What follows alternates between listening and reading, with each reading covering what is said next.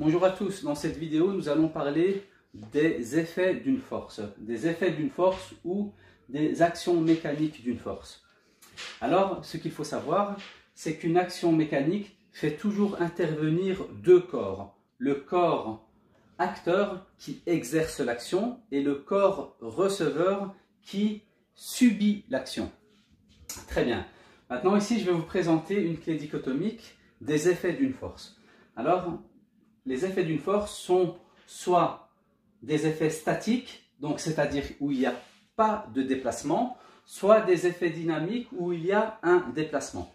Alors on va se concentrer sur les effets statiques, donc sans déplacement, et nous voyons que les effets statiques sont en fait une déformation.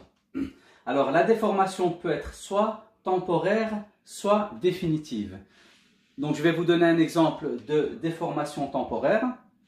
Je prends cet élastique que je vais déformer, donc je vais ici tirer dessus et je le déforme, mais cette déformation est temporaire puisque quand je le relâche, il revient à sa position initiale, donc sa forme initiale.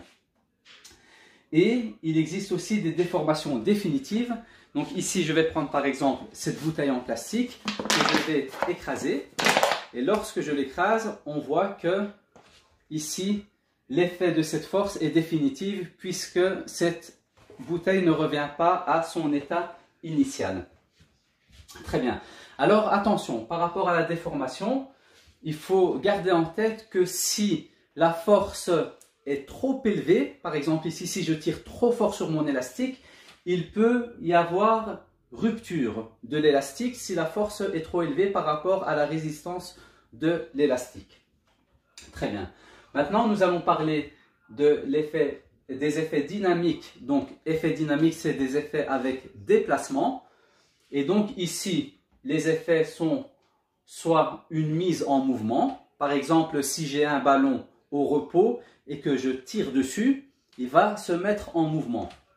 Et nous avons de l'autre côté un autre effet qui est la modification du mouvement. Ici, en fait, la modification du mouvement, c'est sous-entendu si mon objet est déjà en mouvement. Par exemple, si j'ai un ballon qui est déjà en mouvement, par exemple, on me fait une passe avec une balle, et dès que je la reçois, je vais retirer dessus.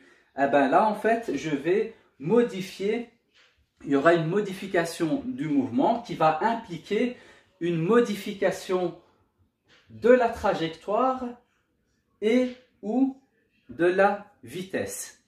Et voilà, ainsi nous vous avons montré ici dans cette vidéo tous les effets d'une force. Merci d'avoir suivi cette vidéo et bon travail à tout le monde.